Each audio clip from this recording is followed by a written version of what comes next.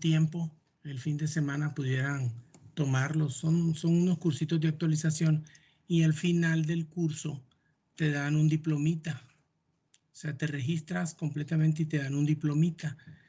El día que tengamos que volver a la universidad, vamos a necesitar haber cumplido con ese requisito, y entonces si lo hacemos ahora que todavía no se ha complicado con exámenes y demás el semestre, pues a lo mejor pudiéramos ganar terreno, ¿no? ¿Y el diploma se lo mandamos a usted o nomás lo guardamos nosotros? Pues me lo pueden mandar. Ok, sí, está bien. Es para público en general, no es precisamente una cosa de grado médico, ¿no? Sino para público en general. Somos 32, ¿no? Sí, 31, 32, más o menos. Ok.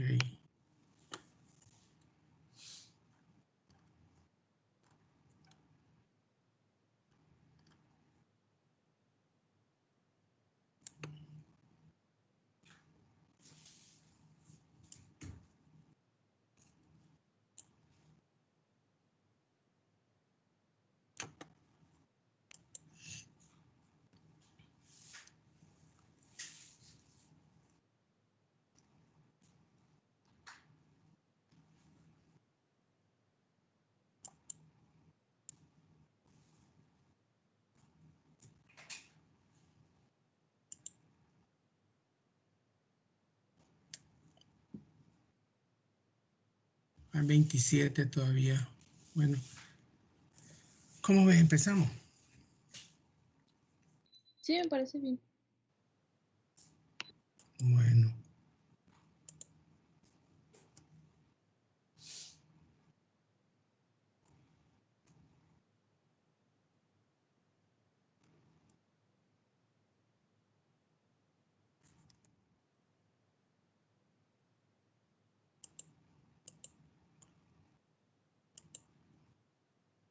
Bueno, a ver, déjenme poner la pantalla completa.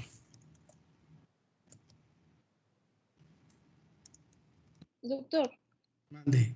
Bárbara me dijo que no iba que a lo mejor se conectaba tarde porque tenía una cita en el consulado y Diana está teniendo problemas para ingresar a Teams. Ya mandó correo a mesa de ayuda, nomás está esperando que... No le resolvieron. Voy a tratar de reingresarla yo. Ah, ok. Es que A creo ver que si tuvo por ahí. problemas con la contraseña. Ah, a mí me pasó que ayer que llegué a la oficina, en el teléfono me pedía la contraseña, No sé, algún error cometimos. Bueno, entonces vamos a hablar de donde nos quedamos ayer, un poquito para atrás, cuáles eran los factores condicionantes por parte del hospedador, del sujeto que se enferma, para que se genere una infección. Pues obviamente mencionábamos la edad y mencionábamos que algunos tipos de meningitis son causadas por bacterias que afectan más en la infancia que al adulto. Si los agentes causales son diferentes en la meningitis del niño y en la meningitis del adulto. Obviamente, ante un agente causal diferente se requiere un tratamiento diferente. Entonces, es muy importante el reconocimiento de la edad porque hay enfermedades que son propias de los niños y hay enfermedades que son propias de los adultos, y las enfermedades infecciosas no son la excepción. Es importante también la historia de la vacunación, y les ponía el ejemplo de las personas que no están vacunadas contra la influenza y sufren influenza y viven en lugares muy fríos, como los lugares altos del estado de Sonora, Yécora, Mesa de Tres Ríos y eso, que cuando en Hermosillo está haciendo un frío tremendo y hay como 5 grados, ahí hay -3. Entonces, si las personas adquieren influenza por no estar vacunados, por no tener historia de vacunación contra la influenza es la puerta de entrada para el neumococo. Y entonces es por eso que la historia de vacunación es importante, porque si no, las personas, si no están vacunadas, pueden desarrollar una infección, o puede ser que esa infección le abra la puerta a infecciones más graves. No es lo mismo tener influenza, que es autolimitante, que tener una neumonía, que es una situación grave. En el siglo antepasado, hacia el final del siglo antepasado, poco antes de la era de los antibióticos, decían, la neumonía es el capitán de la muerte de los hombres. Entonces, muchísima gente se muere de neumonía en estos tiempos por no estar vacunado contra la influenza. También tienen que ver las enfermedades previas, lo que se llaman comorbilidades o incluso enfermedades previas que se convierten en actuales, que son enfermedades concomitantes, que están jugando su papel para aumentarle la severidad a los procesos infecciosos, como es el caso de la hipertensión y la diabetes, por ejemplo, en el caso de COVID-19. Obviamente también tiene que ver el estado nutricional, que tiene implicaciones de índole del estado inmunológico, que el estado inmunológico también depende del estado nutricional del enfermo. El embarazo y las enfermedades que le son propias, las complicaciones propias del embarazo, algunas cuyo origen total todavía no es muy claro, y la infección más común que tienen las mujeres embarazadas es la infección en las vías urinarias, por la compresión del útero gestante sobre la vejiga, la falta de vaciamiento y eso, las dificultades para el aseo y todo puede causar infecciones en las vías urinarias en el embarazo. Ya hablamos de enfermedades coexistentes, el estado emocional. El estado emocional es muy importante porque se sabe que el paciente deprimido se defiende mal de las infecciones. Y por último, para considerar los factores del hospedador, está el papel del médico y comentábamos cómo hoy día los hospitales y después de esto de la pandemia se va a incrementar esto. Los hospitales tienen en las salas generales 4 o 5 pacientes separados por cortinas. Las cortinas tienen una parte como un sedazo arriba para que corra el aire y la cortina es hecha de un material plástico lavable, pero un material que rechaza los patógenos. Es como si fuera antiséptico o tuviera algún antiséptico, alguna sustancia o algo. Son muy caras las cortinas de hospital, las que son de grado médico, que son especiales. Pero en esos cuartos donde hay 5 pacientes, debe de haber un lavamano con jabón y con toallas desechables para secarse las manos. De tal manera que el médico, la enfermera, el técnico de laboratorio, el camillero, lo que sea, se lave las manos antes de tocar al paciente y después de tocar al paciente. Y eso va a prevenir muchas enfermedades. Porque un capítulo aparte de la infectología es el diagnóstico y tratamiento de las enfermedades infecciosas que se adquieren cuando uno está hospitalizado.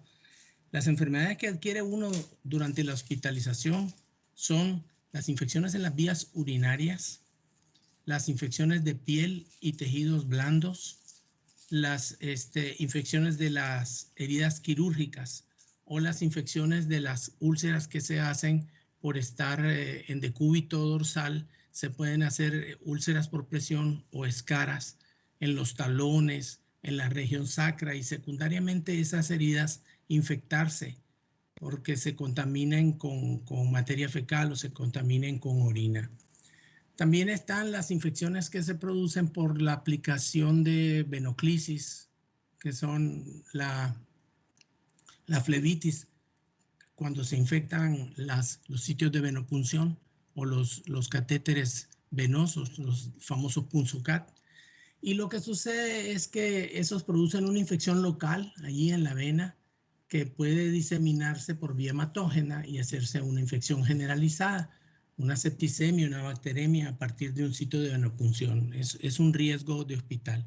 Las infecciones nosocomiales son de alrededor del 6%, es decir, una persona ingresa al hospital por cualquier razón, de cada 100 personas que ingresen por cualquier motivo sin infección, alrededor de 6 van a salir o a quedarse en el hospital por culpa de una infección que no traían. Esas infecciones se dan por las ondas endotraqueales para la asistencia ventilatoria, como es el caso de los pacientes con COVID-19 ahorita, que gracias a Dios hay muchos menos en los hospitales ahorita. Y la sonda de Foley. La sonda de Foley es una sonda que se aplica en la vejiga, que ya ustedes todos seguramente la conocen. Se hace asepsia y antisepsia del meato urinario externo o de los genitales externos del paciente masculino y femenino, y se lava con una solución antiséptica con agua y jabón, y se introduce la sonda por el meato. Cuando la sonda está dentro de la vejiga y empieza a fluir orina por la sonda, se infla un baloncito de aire que tiene en la punta, de manera que eso impide que la sonda se salga. Pero la sonda es un cuerpo extraño. Los urólogos dicen que el 90% o más de las sondas en 48 horas ya causó infección urinaria, porque se meten por vía retrógrada los microbios, generalmente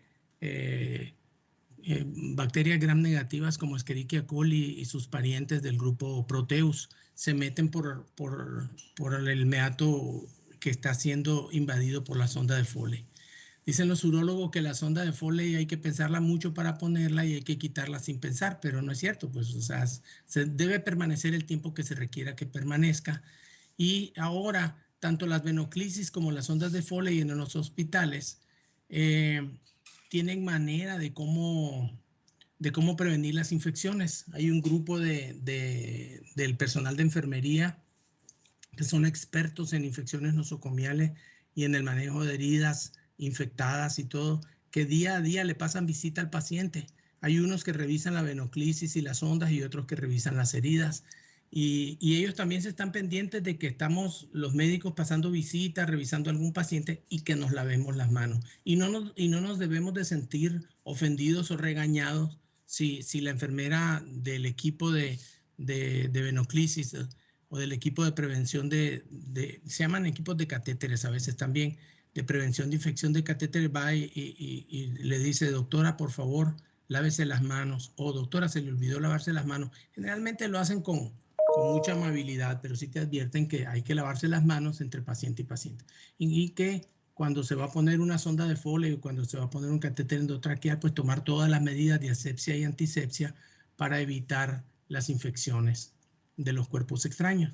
En el caso de las prótesis, digamos una prótesis de cadera, que es la prótesis más común que se pone en los servicios de ortopedia, porque lo más común es que sea una persona de edad la que, decía un maestro que era jefe del departamento de ortopedia del hospital, no se sabe si la viejita con el mal paso se quebró el hueso y se cayó, o con el mal paso se cayó y se quebró el hueso. Que la realidad no se sabía ahí qué fue primero, ¿no? Si se cayó y se fracturó y ya no pudo sostenerse de pie y se cayó. Le ponen la prótesis, ahora ponen unas prótesis que son de fácil colocación y que solo son para que el paciente se movilice sin dolor y para prevenir las consecuencias de la postración, que no solo son infectológicas, como hablábamos de la infección de las escaras, sino también son vasculares, como la formación de trombos venosos que se pueden ir a alojar al pulmón y causar tromboembolia pulmonar. Entonces, cuando las prótesis se infectan, el tratamiento es aseo quirúrgico y quitarla. Es considerar que la prótesis está funcionando como un cuerpo extraño y hay que quitarlo. Y es la única manera de corregir la infección. Nos podemos darle mucho antibiótico al paciente con una prótesis infectada, pero mientras no se le quite la prótesis, no se va a curar.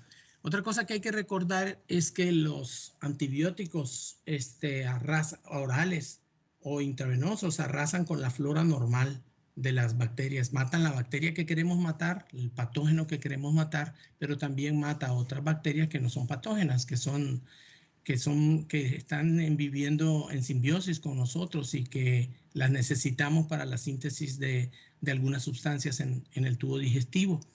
Entonces, hay que recordar que con el uso crónico de antibióticos probablemente se requieren probióticos para restaurar la flora normal.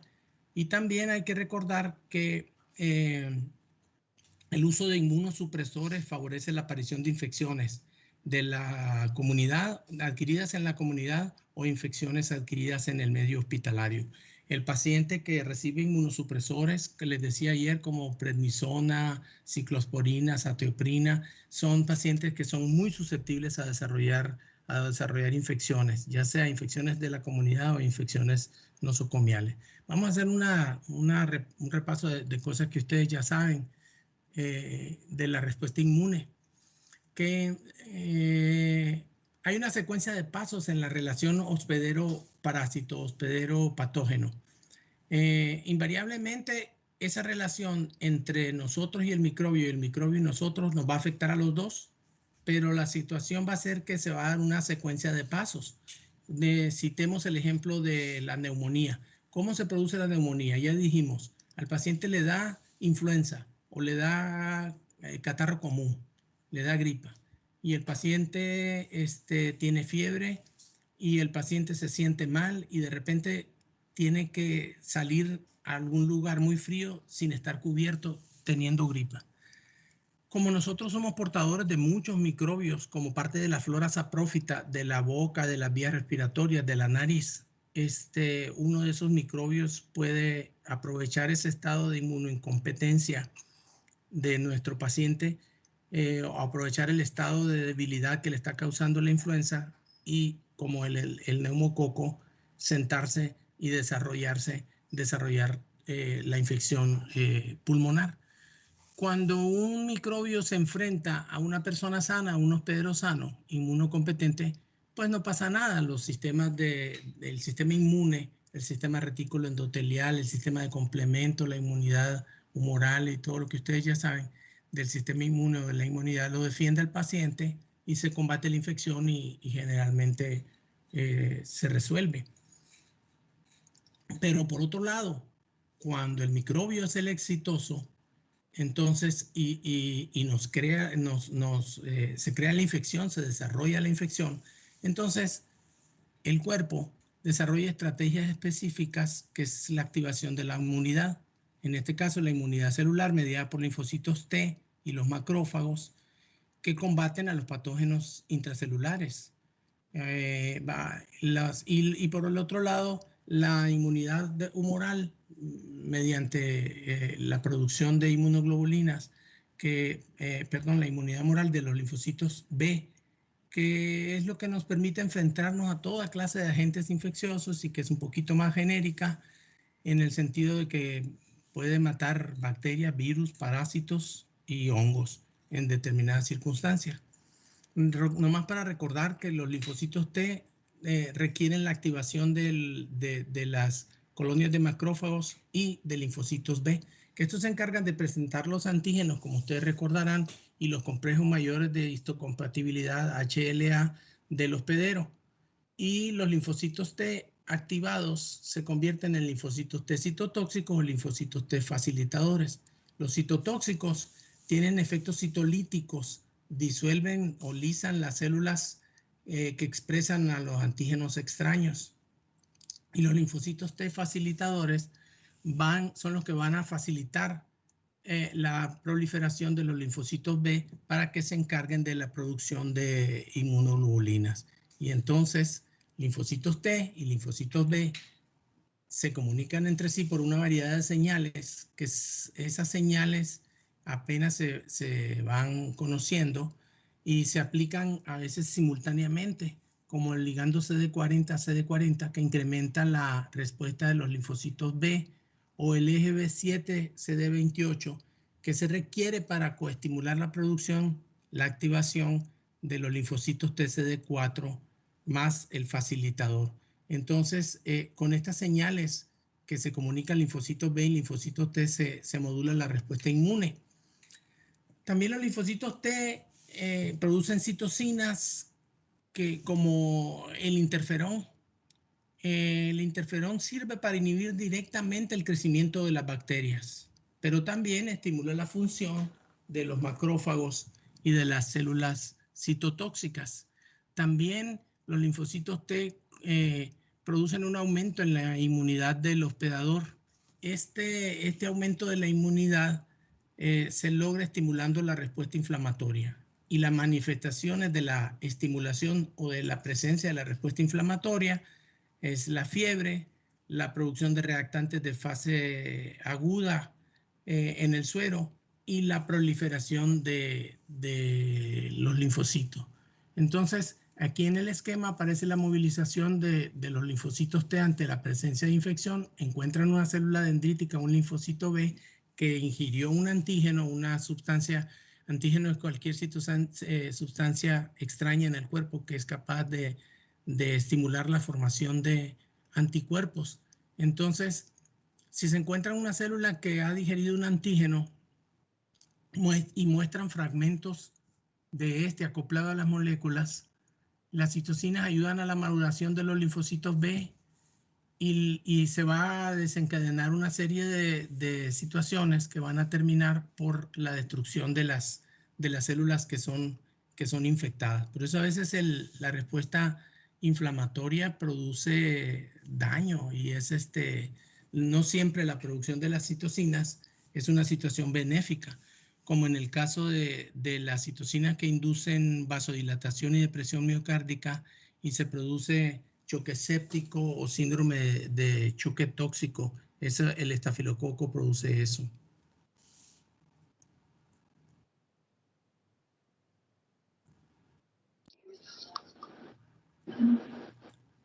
Ahí está el Osvaldo. Todavía vive el Osvaldo.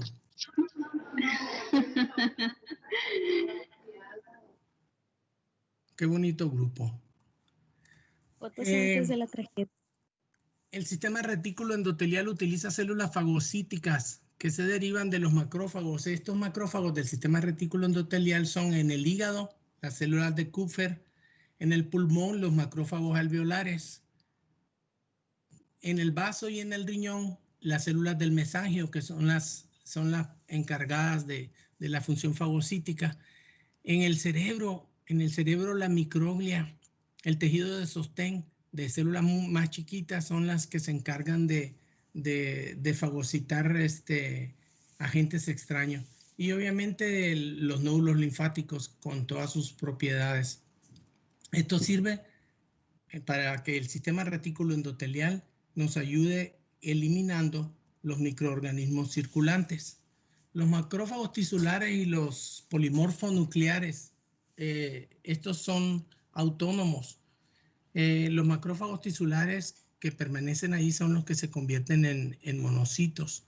Los polimorfonucleares tienen propiedades macrofágicas, muy importantes. Funcionan mejor si los antígenos son opsonizados previamente. Opsonizar es algo así como, lo recordarán ustedes, que a veces nos lo explican como que se cocinara algo para comerse, se preparara algo para ser digerido. Y esto de la opsonización se encarga el sistema del complemento y el sistema de anticuerpos. Hay algunos que se encargan, la activación de algunos se encarga de todo eso. Esta foto me gusta mucho, esta foto la tomé yo. Esta foto es en el invierno del año 2000. Esta es un año, sí, porque era cuando vimos fisiología. Ese es el edificio de la División de Ciencias Biológicas y de la Salud. Estos son los alumnos de la primera generación. Ya todos ya son viejos, casados y con hijos, y todos son personas muy trabajadoras. Reconozco aquí algunos que andan trabajando aquí en Hermosillo, otros andan trabajando en otras ciudades del estado. Una de las que está ahí es ginecóloga y trajo al mundo a mis 2 nietos. Así nos vamos a curar todos, entre todos ustedes nos van a curar a nosotros. Los patógenos extracelulares son atacados por el sistema inmune humoral, un sistema pues que está constituido por los anticuerpos, el complemento y la función de las células fagocíticas, son las que se encargan de destruir a los patógenos extracelulares. Y para eso pues obviamente tienen que entrar en función los anticuerpos, que son glucoproteínas complejas o inmunoglobulinas, que se producen ante la presencia de los antígenos. La bacteria como cuerpo extraño, una manera simple de explicar la inmunidad, es decir, las personas preguntan sobre la inmunidad, entonces uno contesta, la inmunidad es el sistema que permite rechazar lo propio, rechazar lo extraño y reconocer lo propio. En el caso de las enfermedades infecciosas, los agentes que producen las infecciones, pues son agentes que la inmunidad los reconoce como extraños. Y esa es una manera de explicar también a la gente cuando los pacientes nos preguntan que por qué es que se produce la artritis reumatoide, el lupus o cualquiera de las enfermedades autoinmunes. Y es que le decimos que la inmunidad se altera y el cuerpo empieza a reconocer ciertas estructuras. Por ejemplo, la membrana sinovial en el caso de la artritis reumatoide. En el caso de la espondilitis anquilosante, la entesis la desconoce el cuerpo como propia, la rechaza como extraña y la inflama. Y la inflamación, por ejemplo, de la membrana sinovial causa inflamación de la articulación y causa mucho dolor. Y la inflamación crónica la va destruyendo. Y todo porque el sistema inmune piensa que la membrana sinovial no es de él y va y la inflama. Ya saben ustedes ese proceso. Y en el caso de las enfermedades infecciosas, pues los microbios, que pueden ser virus, bacterias u hongos, funcionan como antígenos. El cuerpo, ante la presencia de ellos, reacciona produciendo los anticuerpos por medio de los linfocitos B maduros. Estos van a circular por los líquidos corporales y finalmente son secretados por las mucosas, sobre todo IgA. Y pues aquí está un dibujito de un esquema, una representación esquemática del anticuerpo con su región constante y su región variable, la cadena H y la cadena L. Entonces, son altamente específicos. Entonces, nomás para recordar, pues, que los anticuerpos son inmunoglobulinas y que pertenecen, de acuerdo a su función, a 5 clases. La IgG, que predomina en la circulación y que persiste por muchos años después de la exposición, que hoy es una de la presencia de IgG y la de IgM son las que se están utilizando como prueba, entre comillas, rápida para la detección de SARS-CoV-2. Entonces, cuando el virus entra, el virus del COVID entra, estimula la producción de IgM, el anticuerpo específico más temprano en respuesta a la infección. Y este anticuerpo aparece rápido y desaparece rápido. Pero después, poco tiempo después de que hizo su aparición la IgM, empieza a aparecer la IgG despacito y va subiendo. Y entonces se considera que una persona que tiene IgG para alguna enfermedad específica tiene anticuerpos protectores, entre comillas, ¿no? Y cuando tiene la IgM elevada, significa que tiene la infección en su estado agudo, ¿no? Entonces, y el que tiene las dos, IgG e IgM para COVID-19 positiva, significa que tiene la infección en fase aguda, pero que ya empezó la producción de anticuerpos. Por otro lado, la IgA es la inmunoglobulina secretora. Esta es la importante, les decía, para la inmunidad en las mucosas. Pero hay otra IgA, la monomérica, que es circulante, que anda en el suero. Y la IgE, que es importante porque se eleva en el caso de las enfermedades alérgicas o en el caso de algunas enfermedades parasitarias.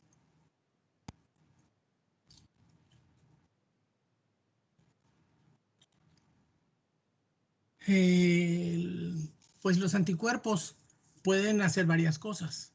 Pueden impedir directamente la función de un organismo infectante. Lo pueden neutralizar, neutralizando también las enzimas y las toxinas secretadas por el microorganismo. Entonces, se puede inhibir directamente la función del microorganismo o neutralizar las enzimas y las toxinas que producen. Vamos a ver que ustedes recordarán de la microbiología la cantidad enorme de microbios cuya patogenicidad estriba en que producen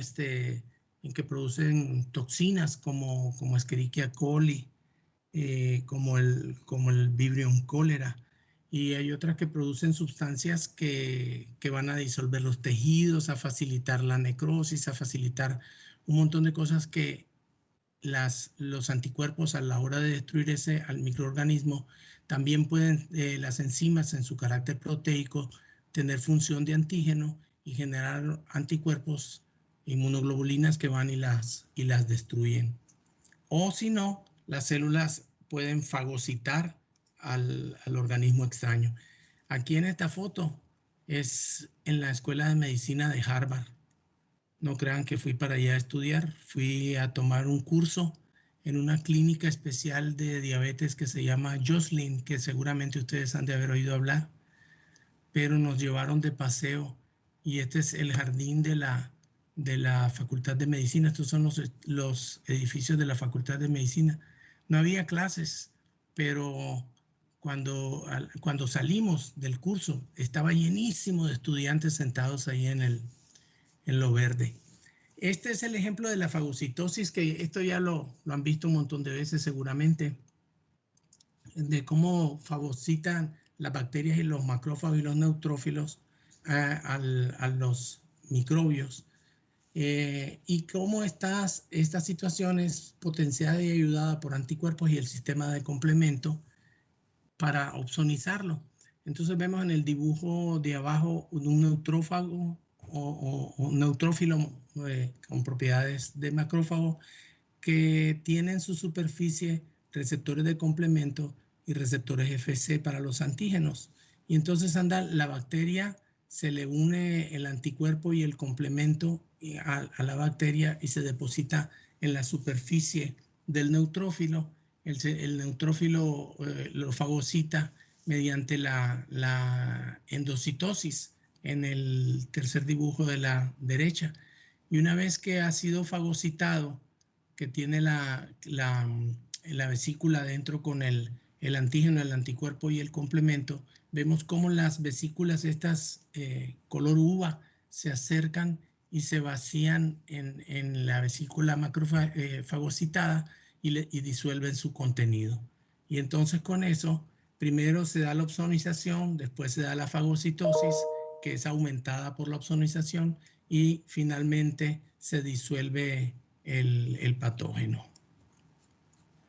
El sistema de complemento, nomás para recordarles, es un grupo de proteínas séricas que tienen funciones de enzimas que funcionan al unísono, funcionan, es decir, en equipo, como una cascada, de tal manera que también tienen propiedades para autorregularse la producción de unas y otras de los elementos integrantes, de las fracciones integrantes del sistema de complemento. Si adhieren, tienen algunas funciones, el adherirse y el alterar la superficie de los microorganismos invasores, de manera que les permite ser fagocitados, opsonizados primero, fagocitados después y destruidos finalmente, ¿no? También entonces pueden actuar como opsoninas, sobre todo la fracción 3B, o los componentes terminales 7, 8 y 9 pueden matar directamente algunas bacterias, sobre todo en el caso de causar lisis de las bacterias del género Neisseria. Acuérdense que las más comunes son Neisseria catarrhalis, Neisseria gonorrea y Neisseria meningitidis. Y esa son lisadas por el complejo de ataque a la membrana y las destruyen directamente a las Neisserias. El C5A, su función es muy interesante porque tiene propiedades para ejercer quimioatracción de los polimorfos nucleares hacia los sitios de la infección, que uno siempre se pregunta, ¿cómo si el sitio de la infección está un poquito distante de algún capilar para que migre un polimorfo nuclear? ¿Qué es lo que pasa? Y la respuesta es que es mediante C5 activado. La activación y depósito ocurren por la activación de dos vías del complemento, la vía clásica, que es el antígeno anticuerpo, y la vía alterna, que sabemos que se puede activar sin anticuerpo. De tal manera que los polimorfos nucleares localizan el sitio de la infección adhiriéndose a moléculas de adhesión expresadas por las células endoteliales. Estas células, ¿se acuerdan que en fisiología hablamos del endotelio como un órgano? Pero la cosa es que los polimorfos nucleares tienen una quimioatracción hacia el lugar de la infección o de la inflamación para fagocitar los microbios que nos estén causando el problema. Estas selectinas de las células endoteliales se expresan en respuesta a citocinas inflamatorias, como el factor de necrosis tumoral alfa y la interleucina 1. La unión de las selectinas a los receptores específicos en los polimorfos nucleares resulta que los polimorfos nucleares se adhieren al endotelio. Después se produce la regulación y expresión de la molécula intercelular de adhesión, la que ustedes conocen, ICAM1 en las células endoteliales, que se une a las beta-2 integrinas de los polimorfos nucleares. Y eso como que modifica la forma y la función de los polimorfos nucleares y se les facilita la diapédesis. La diapédesis, ustedes recordarán, es aquel proceso en el que como que los leucocitos, los polimorfos nucleares, se hacen a la forma, disminuyen su forma y su volumen al tamaño de los poros del capilar y pueden atravesar los poros. Eso quiere decir diapédesis, pasar a través de, y pasa a través de diapédesis por podas pies. Generan como pedículos que se van introduciendo en los poros y salen. Y cuando ya los polimorfos nucleares están en el espacio extravascular, el ácido araquidónico, que es la vía final, pues va a potenciar el efecto inflamatorio. Entonces ya ven que el efecto inflamatorio se da con la invasión de los polimorfos nucleares. Pasando a los exámenes de laboratorio, en el estudio, en el diagnóstico, el tratamiento de las enfermedades infecciosas. La idea del laboratorio es, uno, que el diagnóstico etiológico se haga lo más pronto posible. Significa que, por ejemplo, ¿por qué el diagnóstico etiológico más importante? Porque la misma enfermedad la pueden causar diferentes patógenos y cada patógeno requiere un antibiótico específico. De tal manera que si mi paciente tiene neumonía, no todos los pacientes que tienen neumonía por neumococo. También pueden tener neumonía por estreptococo, otros estreptococos, además del estreptococo neumonía por estafilococo. Y dependiendo de las condiciones premórbidas del paciente puede ser el agente causal. Lo mismo la meningitis, lo mismo algunas infecciones de piel y tejidos blandos, como el pie diabético, por ejemplo, que la mayor parte la causa el estafilococo, pero puede ser Acinetobacter, pueden ser otro tipo de bacteria. Entonces se trata de definir el diagnóstico etiológico lo más pronto posible para instalar el tratamiento específico lo más pronto posible. Esto entonces en el menor del tiempo, ¿no? El menor tiempo posible para empezar a darle tratamiento al paciente. Y la otra cosa es que dañando lo menos al paciente. Eso es importantísimo porque es algo que tenemos que recordar siempre, que vamos a escoger el método que dé mejores resultados invadiendo menos al paciente, causándole menos molestia al paciente. No es lo mismo hacer una biopsia con una aguja de Trucut que mide 2 centímetros el espacio donde se toma la muestra, que haciendo un análisis en la sangre, ¿no? Sin tener que hacer una cosa más invasiva y más dolorosa para el paciente. Entonces se trata de encontrarlo rápido, el agente causal, instalar el tratamiento rápido y lastimar lo menos posible al paciente. El tratamiento, hay que reconocer cuál es la diferencia entre las infecciones que ponen en peligro la vida o los padecimientos autolimitantes. Llega el paciente con infección en las vías respiratorias superiores, tiene solo 2 días o 3 de evolución.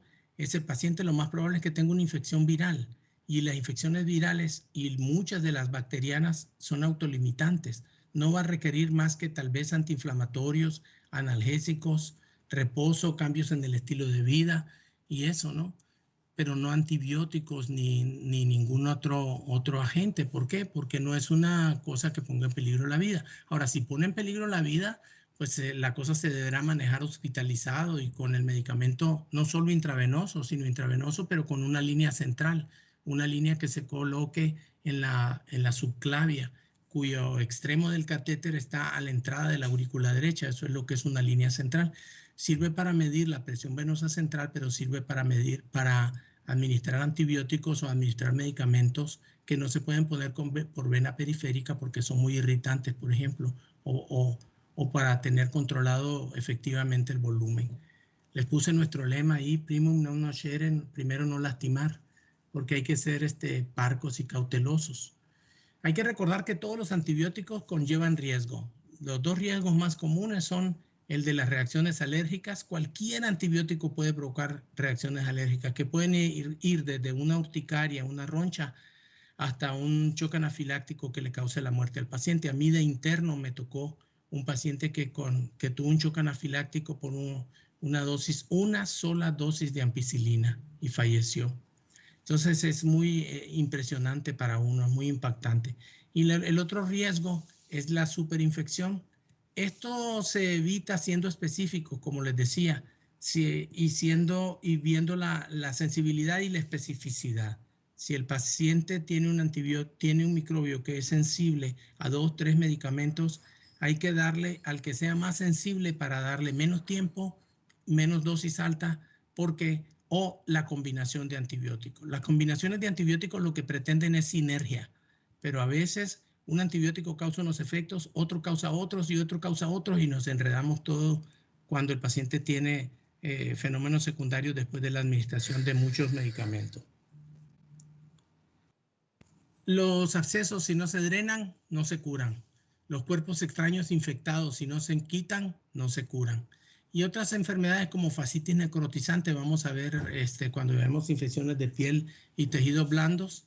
La peritonitis por perforación de víscera hueca requiere tratamiento quirúrgico porque eso produce un síndrome que se llama abdomen agudo con irritación peritoneal o peritonitis. La perforación de víscera hueca, que puede ser una úlcera gástrica perforada, una úlcera duodenal. La gangrena gaseosa es un proceso infeccioso que causa una destrucción tisular tremenda, cuyo tratamiento desgraciadamente es la amputación. Y la osteomielitis crónica, que requiere raspado del hueso. La osteomielitis crónica es una infección crónica del hueso y lo que se tiene que hacer es rasparlo con unas curetas, con unas cucharillas especiales muy filosas, raspan el hueso infectado está muy reblandecido hasta que aparece el hueso sano, que es un hueso duro, resistente, y hace limpia. Si no se hace eso, la osteomielitis crónica no se va a resolver aunque le demos cantidades muy altas de antibióticos. Por último, hay que recordar que el efecto de los inmunomoduladores, como los esteroides, los inhibidores de las prostaglandinas, las linfocinas específicas y los inhibidores del factor de necrosis tumoral, que ustedes recuerdan que se usan en las enfermedades autoinmunes y que ahora el tocilizumab se estaba utilizando en el tratamiento de COVID-19, pero sus resultados no fueron enteramente satisfactorios y se abandonó su uso. Pero pues modular la respuesta inmune es causar alteración en los procesos infecciosos, pero en cierta forma va a ayudar. También se utiliza el tratamiento con anticuerpos específicos, inmunoglobulinas contra rabia, inmunoglobulina antitetánica y también globulina hiperinmune contra citomegalovirus. Me gusta esa foto. Salen todos muy, muy risueños, muy contentos.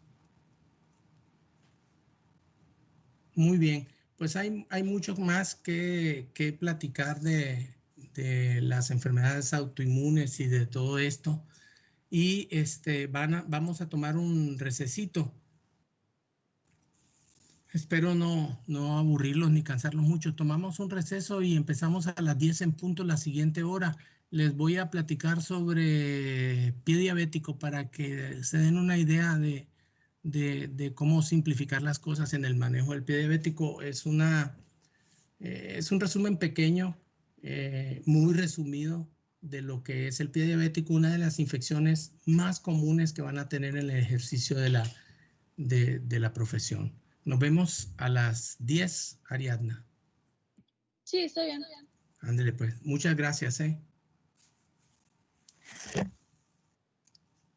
Ariadna, si nos... Sí. Si colgamos ahorita y nos salimos, ¿podremos volver a entrar? Según yo sí podemos hacer otra llamada.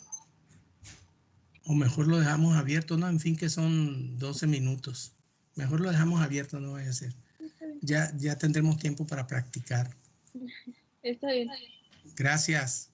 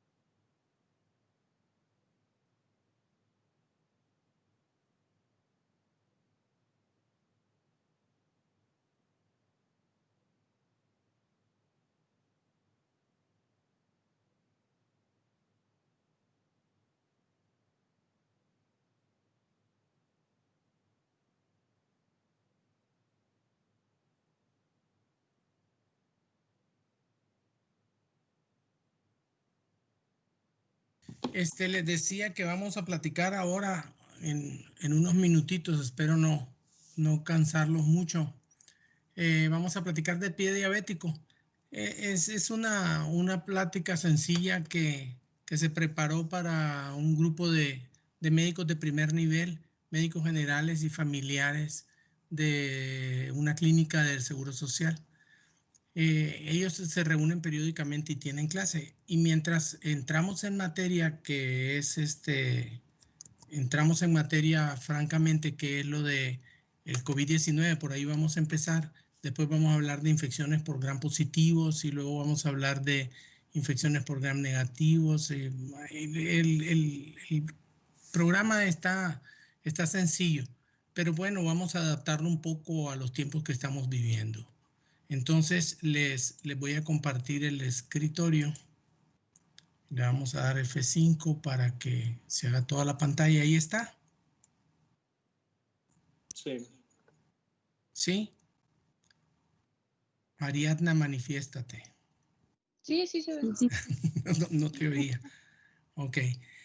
El pie diabético es una situación muy común y es muy importante por su frecuencia. Y por dos razones tremendas aquí, que es la principal causa de amputación no traumática de las extremidades inferiores. Y es una causa de incapacidad o de discapacidad o incapacidad total y permanente para muchísimas personas en este mundo. Ustedes saben que la incidencia de diabetes es muy alta y la incidencia del pie diabético entre diabéticos es enorme. A veces va hasta más allá de 1 de cada 5 personas. Entonces, todos conocemos diabéticos y todos conocemos algún diabético que ha tenido alguna vez en su vida una complicación infecciosa o ulcerosa en los pies, que lo hace perder los dedos, que lo hace incluso perder la extremidad completa.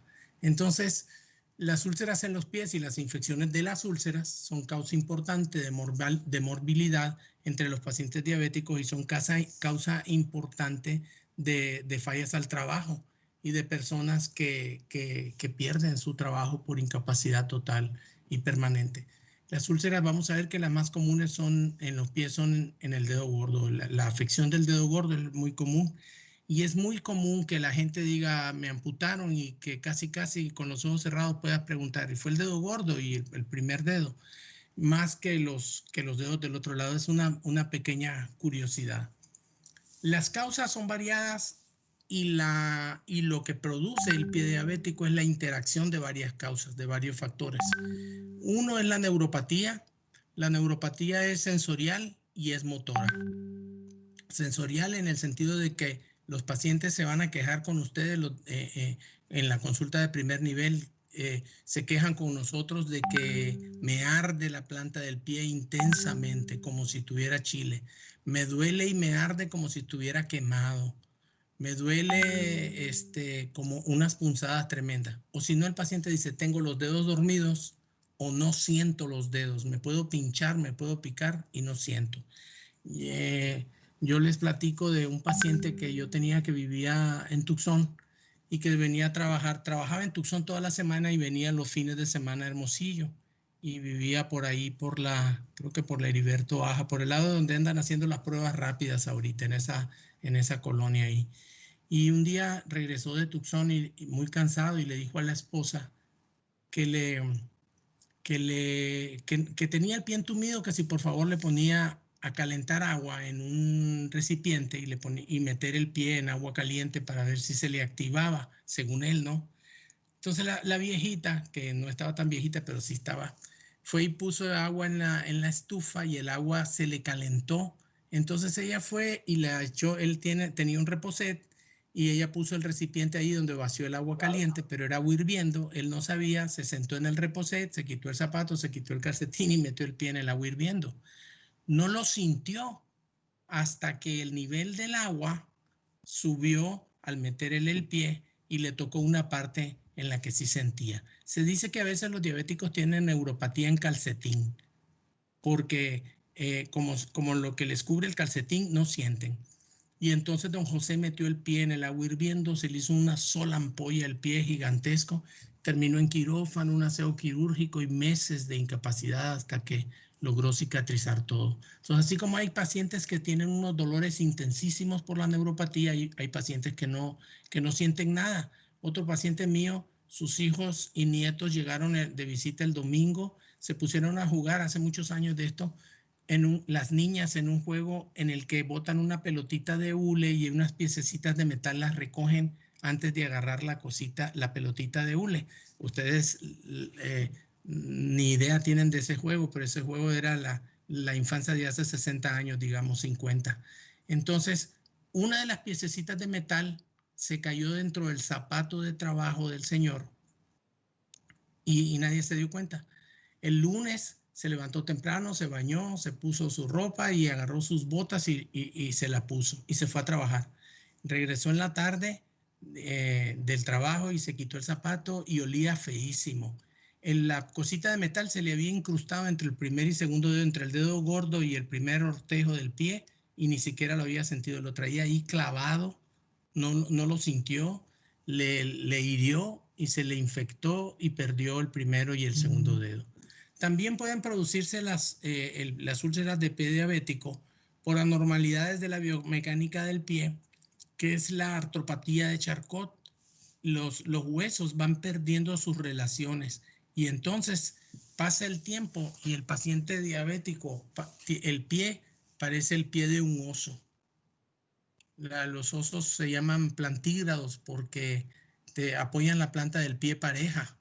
Y entonces así como se ve este pie, así lo ven, que parece como un plano, completamente plano.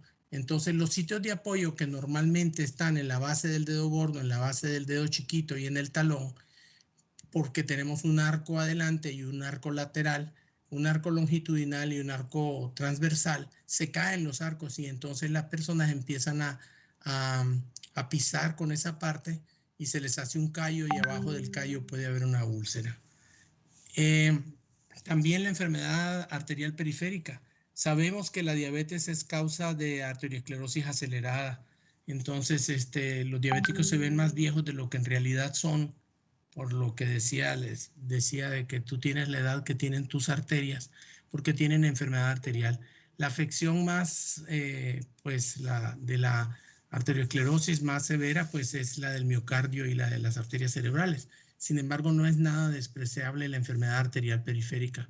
A veces uno les hace placas simples a los pacientes y se ve la arteria calcificada, como si tuviera medio de contraste blanca, porque ya está obstruida y llena de calcio.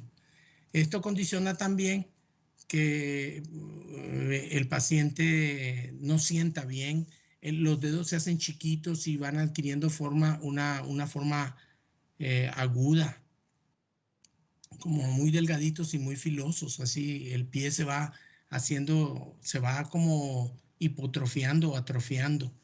Y también sabemos lo que le sucede a los diabéticos con su pobre cicatrización de las heridas, lo que condiciona que se le hace una úlcera y tarda muchísimo tiempo en sanar porque el paciente pues no puede caminar y necesariamente camina.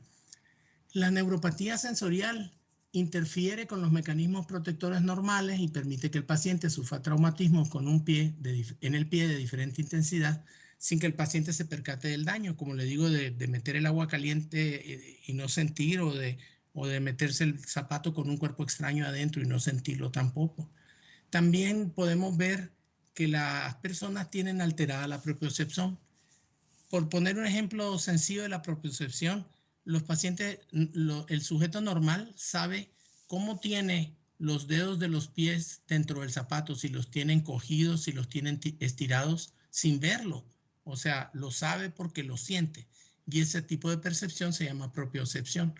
Entonces, los pacientes diabéticos pierden la propiocepción y una de las manifestaciones es que se balancean anormalmente al caminar y entonces pisan con otros puntos de apoyo diferentes a los normales que fueron creados para efectos de eso, y se les hace una ulceración o se les forma un callo. Y debajo del callo se puede tener la úlcera infectada y no verse y tener mucho daño. Y de repente van con el podólogo o van con el ortopedista o con el cirujano y le dice, tiene una úlcera plantar infectada y se la voy a debridar, se la voy a abrir, y la abre, y de repente cuando el paciente se ve, le arrancó un montón de tejido porque tenía una callosidad muy grande y una úlcera abajo.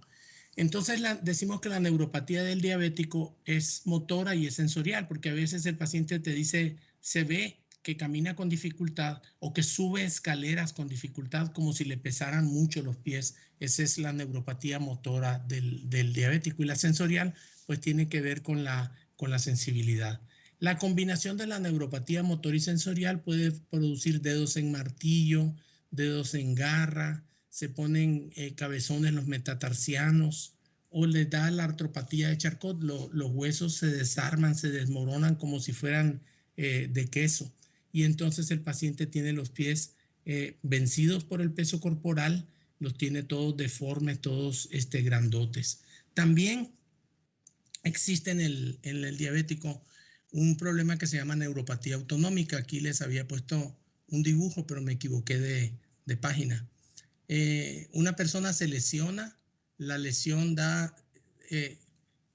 Ariana, ¿se ve el cursor? ¿Dónde lo tengo? El mío, ¿no, verdad? Sí, sí se ve en la mano. Ah, perfecto. Entonces va la flechita dándole información del golpe, el traumatismo, la quemada o la lesión que haya sufrido, que le llaman el daño original. Entonces esto da un impulso nervioso que se transporta por acá al sistema nervioso central. El sistema nervioso central lo identifica, mide la intensidad, lo localiza y regresa la respuesta. Ese impulso doloroso estimula el sistema nervioso simpático. Vemos la cadena nerviosa simpática, que son paravertebrales, y este estímulo regresa al área afectada originalmente. Entonces pasa por los nervios simpáticos y va hacia el área afectada a la lesión original. Este estímulo simpático produce una respuesta inflamatoria que da un espasmo vascular, edema y aumento del dolor. Este dolor causa una nueva respuesta simpática y se hace un círculo vicioso en que va dando el dolor y el dolor y el dolor y el dolor. Pero como el sistema nervioso simpático causa vasodilatación en algunas partes y vasoconstricción en otras, el paciente tiene el dolor quemante en la extremidad, porque el dolor inicial, la lesión inicial incluso ya desapareció. Eso es lo que se llama la neuropatía autonómica. No lo van a ver comúnmente entre diabéticos, pero nomás para que el día que vean algo de eso no les gane. El paciente no es que tenga una infección, el paciente es que tiene áreas de vasodilatación y vasoconstricción en la extremidad que da parches rojos y parches blancos en la extremidad. Entonces esto es una neuropatía autonómica que no necesariamente se presenta, la tiene el diabético, ¿no? Pero por lo general sí. Esto altera la producción de sudor y todo, y entonces puede sudar mucho y el sudor puede causar maceración de la piel o se puede resecar mucho y la resequedad puede producir grietas en la piel o fisuras. Se raja la piel de los talones y entonces se pierde el efecto de barrera que tiene la piel como órgano y entonces rota la piel, se meten los microbios, los estafilococos y causan el pie diabético. La otra situación es la enfermedad arterial y la pobre cicatrización, que se hace una pequeña rotura en la piel y con facilidad se infecta y la lesión vascular permite que la infección crezca y crezca y crezca. Esta es una momificación de un pie que está a punto de caerse el segundo dedo, ¿lo ven? Aquí que está como arrancado. Y este paciente necesita que le amputen el pie, los dedos, lo que, no me acuerdo cómo, Lisfranco, no me acuerdo cómo se llama la amputación. Es una técnica que le permite al paciente no tener los dedos, no tener infección, pero poder caminar, porque conserva el talón y una parte del pie con la que le pueden hacer una ortesis o le pueden hacer un zapato especial. 15% de los pacientes con diabetes desarrollan úlceras en los pies, como les decía, con frecuencia en el dedo gordo. Y 1 de cada 5 pacientes tiene riesgo de amputación o de ulceración subsecuente. Se cura y le vuelve a aparecer. Y como les platicaba, grandes callos son a menudo precursores de ulceraciones o las ocultan debajo de ellos. Hay algunos factores reconocidos de riesgo para las úlceras o para la amputación. Ser del sexo masculino es más riesgoso.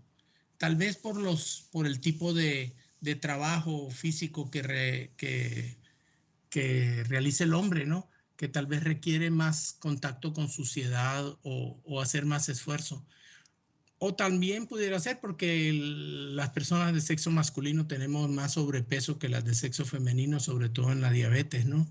Porque el paciente de sexo masculino es menos disciplinado. En la diabetes mellitus, cuando ya se tienen más de 10 años de evolución, ya se tiene lesión vascular, ya se tiene lesión neuropática, ya se tienen un montón de combinaciones de factores que hacen que la duración de la diabetes, más allá de los 10 años, sea un factor determinante. La neuropatía periférica que pudiera ser por otra enfermedad o por la diabetes misma. Las anomalías estructurales del pie, como les decía, las anomalías óseas, la formación de callosidades, las uñas gruesas con enfermedad micótica, la enfermedad arterial periférica, el tabaquismo, la historia de úlcera previa o amputación. Y una cosa importante que es el pobre control glicémico. Los pacientes que manejan glicemias altas, con facilidad se le va a infectar. ¿Cuántos pacientes conocemos nosotros que tienen el azúcar alta, que fuman, que tienen la manifestación clínica más frecuente de enfermedad arterial periférica? Es la claudicación intermitente. Cuando se afectan las arterias, las poplíteas o las femorales o la pedia, lo que sucede es que el sujeto va caminando y al caminar 10, 20 pasos se tiene que parar porque le duelen muchísimo las piernas, porque el músculo está hipóxico, porque las arterias grandes no le mandan sangre y el músculo ejercitándose mientras está caminando está pidiendo más sangre y no da, y la arteria no le da.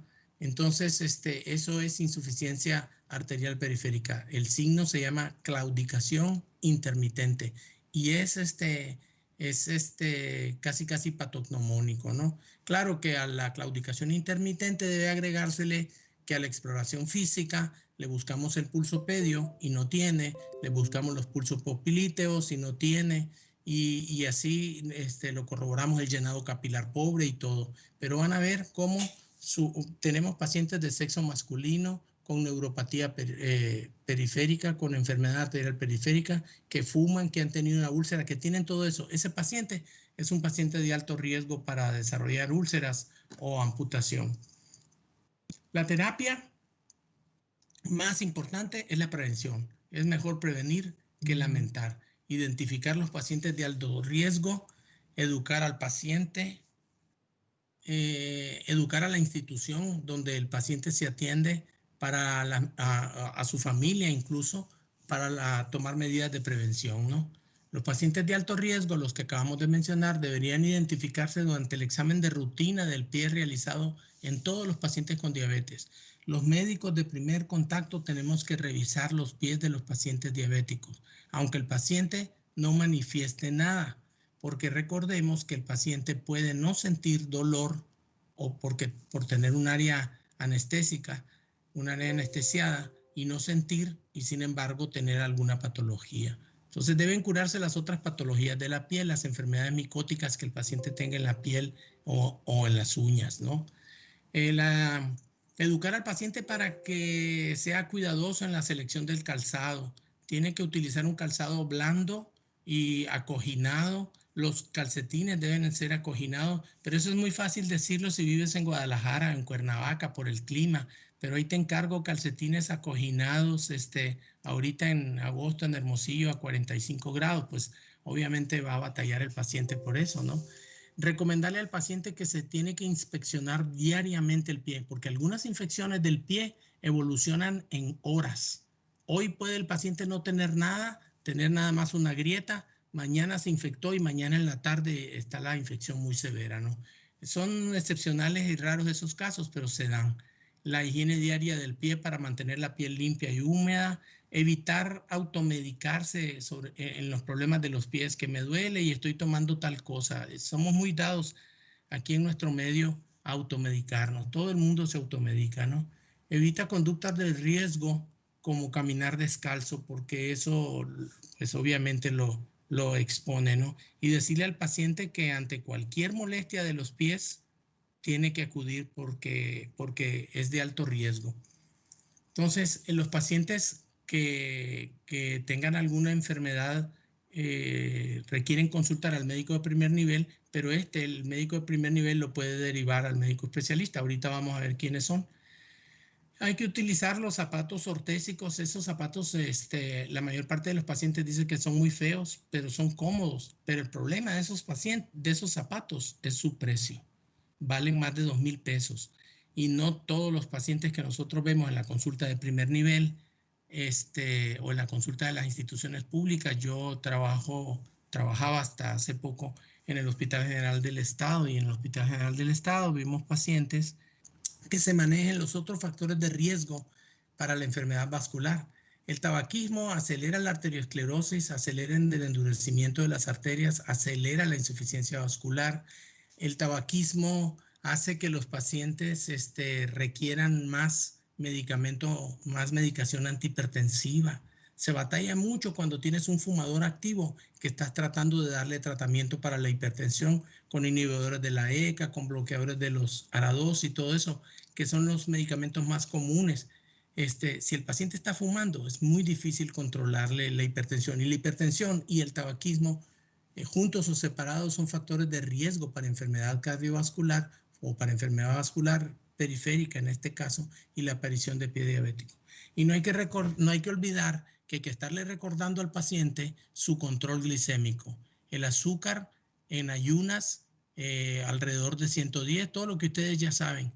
La hemoglobina glicosilada acercándose a 6.5, 6.5 sería ideal, pero en el mejor de los escenarios solo una quinta parte de los pacientes lo logran. Y ese control glicémico también debe incluir el control de la glicemia postprandial. Pero estamos hablando de tener un glucómetro, y un glucómetro en nuestro medio es difícil de tener para pacientes con dificultades económicas. Pero estas son las 4 cosas que tenemos que decirle al paciente que debe controlar: tabaquismo, dislipidemia, la hipertensión y el control de la diabetes. Eso es esencial para el manejo del pie diabético, porque una vez que el paciente presenta una úlcera en un pie y es diabético, seguramente va a presentar otra o va a reaparecer la misma úlcera, y entonces se tiene que tener especial cuidado. De lo que platicábamos de los especialistas en equipo, no puede uno manejarlo todo, porque va a llegar un momento en que requiere de una enfermera para que le explique cómo se maneja la jeringa de insulina, cómo se inyecta insulina, dónde, cuándo, a qué horas, cómo ver las cantidades, el uso de las plumas automáticas para la administración de insulina. Va a necesitar una enfermera para que periódicamente le haga una glucometría, le haga mediciones de la presión arterial, pero va a requerir la consulta de su médico de primer nivel para arreglarle la glicemia, la hipertensión, para insistirle en el no fumar y en que mantenga su glucosa normal.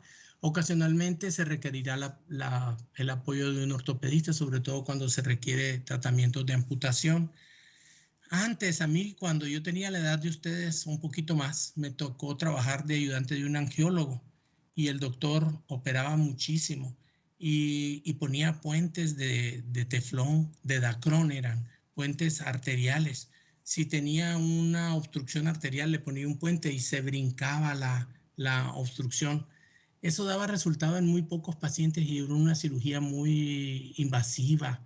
Sin embargo, el angiólogo sirve para prevenir las amputaciones, valorar el estado de las arterias y pues establecer una especie de pronóstico que defina la severidad del caso, ¿no? El endocrinólogo para los tipos raros de diabetes o el endocrinólogo para los pacientes de difícil control, el médico de primer nivel se lo puede mandar, ¿no? El podiatra va a manejar los antibióticos para el tratamiento de este tipo de infecciones, pero ya vimos que el mejor tratamiento es la prevención y una vez que se da, que trae el proceso infeccioso, el mejor tratamiento es el aseo quirúrgico, debridarlo, quitar todo el tejido muerto, dejar el tejido expuesto limpio y con una buena circulación y todo el tejido necrótico removerlo. Y la otra cosa que van a valorar todos, especialmente el ortopedista, es la posibilidad de que el paciente tenga afección en el hueso, osteomielitis. La osteomielitis puede ser aguda o puede ser crónica. La osteomielitis aguda se manifiesta por inflamación, por los criterios de inflamación, dolor, rubor, calor, se pone grandísimo el pie y todo, y entonces el paciente puede ser que le duela o puede ser que no le duela nada. Le hacen una placa y en la radiografía simple los huesos del pie afectados por la osteomielitis se ven así como que tuvieran lesiones líticas, como comido a mordidas así. También se ve afección del periósteo, se levanta el periósteo del hueso. Entonces el ortopedista tendrá que entrar, debridar ampliamente hasta el hueso, hacerle curetaje, limpiarlo, rasparlo y dejar hasta el hueso que está sano. Puede poner injerto de hueso, ahora ponen injerto de hueso de cadáver, de hueso cadavérico que viene liofilizado. Lo mandan en una especie de frasquitos así como salero y el ortopedista lo pone en el hueso que acaba de debridar, de limpiar, lo pone y entonces el injerto de hueso cadavérico liofilizado se adhiere ahí con la sangre y empiezan a proliferar las células y se reemplaza el hueso más rápidamente. Y también pues el ortopedista va a entrar cuando haya que hacer una amputación. Siempre la amputación habrá de hacerse limitando el daño lo más posible, ¿no? Las úlceras son más comunes en la planta del pie y inicialmente puede ser neuropáticas, donde no tienen infección, pero después le da celulitis. Celulitis es la infección del tejido celular subcutáneo, es decir, lo que está abajo del pie, alrededor abajo de la piel, y puede ser que le dé celulitis alrededor de la úlcera o incluso osteomielitis, que la infección se vaya hasta el hueso. Pero puede haber celulitis sin ulceración y se requiere antibiótico de amplio espectro y antibióticos para combatir la infección por algunas bacterias anaerobias. Con relación al diagnóstico, pues el diagnóstico es clínico. Los cultivos van a mostrar que los agentes son estafilococos, estreptococos, Acinetobacter, un montón de bacterias así como dice el texto, diversos agentes gram positivos, negativos y anaerobios o la mezcla de algunos. En el peritoneo también se dan las infecciones que son polimicrobianas y aquí a veces los químicos, biólogos clínicos nos reportan un agente o dos agentes diferentes en la misma úlcera del pie diabético. Hay que recordar que se puede presentar gangrena gaseosa sin infección por clostridios, por otros anaerobios que producen gas, Clostridium tetani.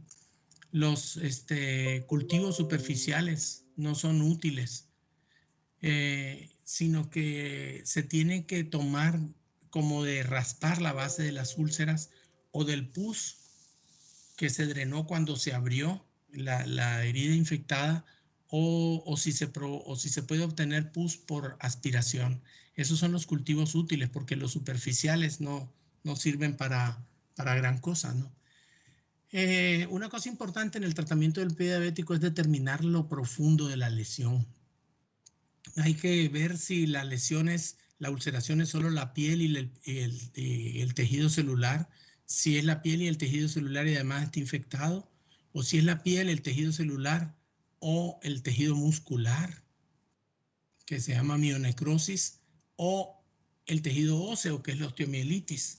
Entonces, puede ser miositis, la inflamación del músculo, o mionecrosis, y se puede infectar o puede ser simplemente superficial. Quien nos va a decir y a ayudar para ver si el hueso es el que está infectado son las radiografías simples, pero a veces hacen difícil el diagnóstico, porque a veces el paciente tiene artropatía de Charcot y los huesos están todos deformes, todos hechos polvo.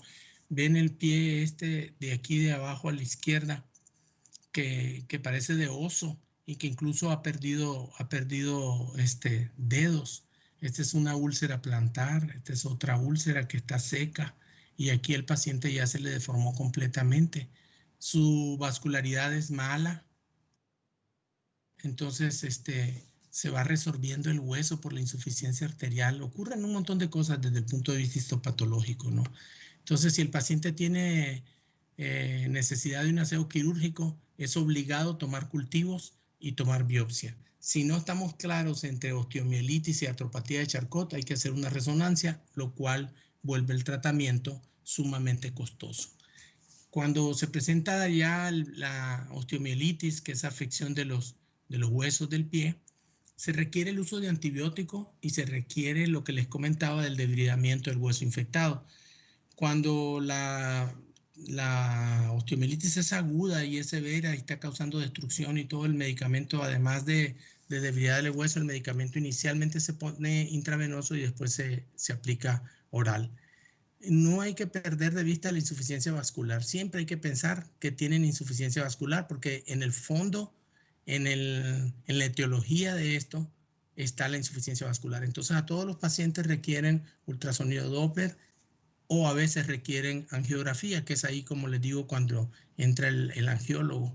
Y a veces se ha logrado que con los injertos vasculares, esto que les diga, los puentes de la femoral a la poplitea, o de la ilíaca a la femoral, esos puentes vasculares disminuyen las amputaciones, pero otra vez requieren un hospital especializado, un injerto. El injerto de Dacron se cuesta un dineral y ponerlo pues obviamente cuesta otro dineral. Por eso es que el mejor tratamiento del pie diabético es la prevención. Pero también hay otros tratamientos aceptados, recomendarle al paciente no cargar peso, hacer el aseo quirúrgico, el hidrocoloide, que son unos parches que tienen una gelatina especial que ayuda a cicatrizar, el uso correcto de los antibióticos, midiendo la sensibilidad y la especificidad de acuerdo a los cultivos, ¿no? La revascularización, esos puentes arteriales que les digo, y la amputación que sea limitada. Solo amputar el tejido que está muerto, no exagerarle, porque hay veces en que el que va a operar dice, no, en lugar de cortarle los puros dedos, mejor la hacemos más arriba, y no como para ahorrarse trabajo, no. Primero no lastimar, y hay que ser juiciosos con las amputaciones, ¿no? Otros tratamientos de uso limitado son las enzimas, poner el pie a remojar, las tinas de hidromasaje, los antisépticos, los antibióticos tópicos, todo eso. Y cuando ya se dio la infección, hay que buscar cómo poner ortesis, que son los apoyos. Por ejemplo, yo tengo un paciente que se le cae el pie, lo levanta y el pie de los dedos se le dobla así hacia abajo, porque entonces dentro del zapato trae un plástico especial que le mantiene el pie a 90 grados. O poner una prótesis, una pierna prostésica cuando el paciente ya lo amputaron, y la rehabilitación tanto cuando trae ortesis o cuando trae prótesis, pero hasta que ya no tenga infección. Las infecciones leves se pueden manejar con antibióticos orales, que pueden ser cefalosporinas, clindamicina, amoxicilina, clavulanato, fluoroquinolonas. La mejor es la moxifloxacina para la infección de piel y tejido blando. No olvidar el aseo quirúrgico, el desvidamiento. Las infecciones severas, les decía, requieren tratamiento IV, que puede ser un carbapenem, como el ertapenem, o la piperacilina tazobactam, que esas son las penicilinas antiseudomonas, el inestriolid, la clindamicina, la fluoroquinolona, el reposo en cama, los cuidados locales, mantener la herida limpia, tapada. Imagínense que a veces llegan al hospital pacientes con un pie diabético que a la hora de destaparlo traen larvas de mosca. Esa es una cosa sumamente desagradable, un pie lleno de larvas de mosca, lleno de gusanos. Y es una cosa, y lo que se hace es sumergir el pie del paciente en un recipiente en el que lo que la gente en urgencias hace es sacarle el tabaco a los cigarrillos y meter el agua meter el pie en el agua esa que tiene el tabaco. Y entonces las larvas de mosca salen como si les echaran fumigante de la herida. Ya una vez la herida sin larvas, sin gusanos, se lava, se pasa a quirófano, se retira el tejido muerto y se está lavando constantemente, se le está dando antibiótico, y cuando la infección cede, pues se le da o aseo quirúrgico o revascularización o la aplicación de toma y aplicación de injertos cutáneos. También hay otras tecnologías nuevas que se pone algunos factores de piel sintética, factores de crecimiento. También se ha utilizado el oxígeno hiperbárico. Hay unas cámaras para meter el pie en la cámara de oxígeno hiperbárico, oxígeno a alta presión, que ayuda a oxigenar las células. A veces funciona, a veces no.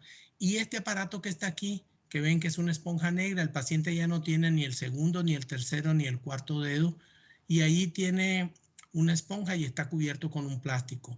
Este tubo que tiene el paciente aquí está conectado a un aparato que succiona, y entonces todo el material, todo el debris celular lo absorbe, se pega en la sonda, porque este es un aparato de vacío. Se llama Vacuum Pack, es un sistema de vacío que pues a veces funciona, otras veces no, porque va a depender de cómo el paciente, de qué tan controlada tiene la diabetes. Ya se me perdió mi cursor. Bueno, déjenme cerrar aquí.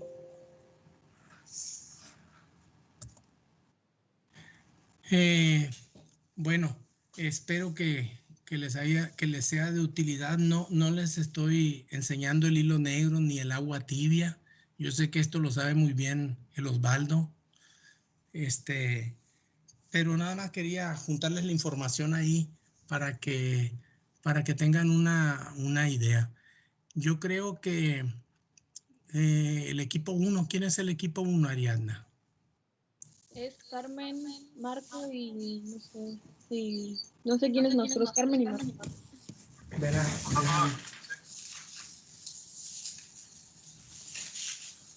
A ver si alguien más prende su cámara para ver cuántos nos podemos ver.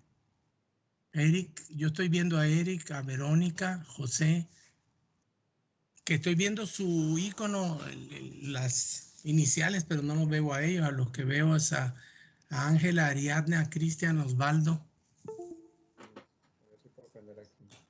A ver, Verónica Paredes, ¿no puede prender su cámara? ¿O no estás visible? Osvaldo, ¿cómo estás? Bien. Muy bien, muy bien. José, ya estoy viendo a José.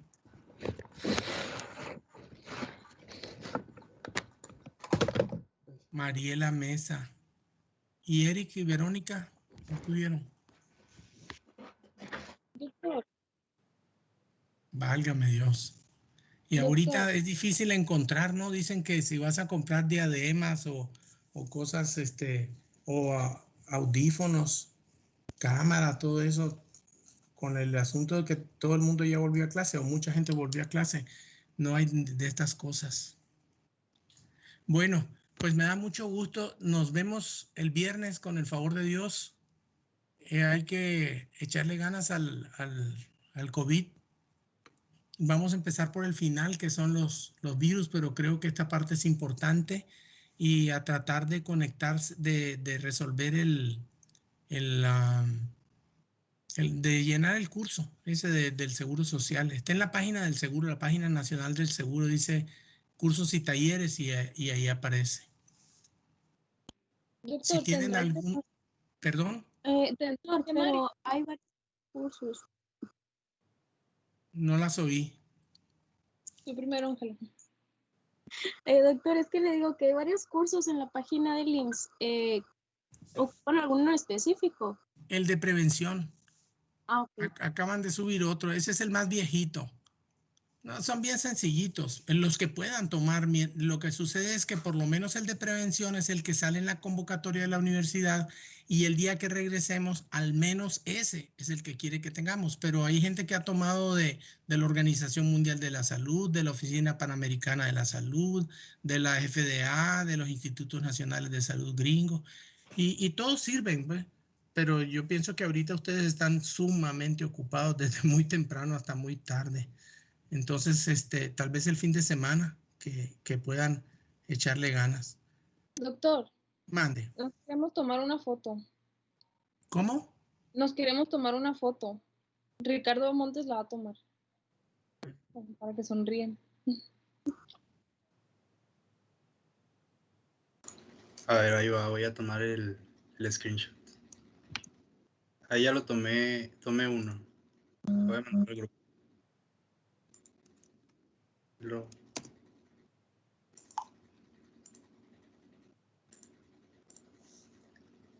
Y ahí está el otro. ¿Ya? Sí, ya. Gracias. Pues me da mucho gusto. Ánimo, jóvenes. Tenemos que echarle chanclazos. Es una situación anómala que se escapa de los alcances de todo el mundo, pero que tenemos que aprovecharlo. Me da mucho gusto verlos y saber que están bien. Cuídense mucho. Nos vemos el viernes a las 7, ¿verdad? Ok, gracias. Bye, bye. Gracias. Hasta luego, doctor. Gracias. Bye, doctor. Gracias. Hasta luego, doctor.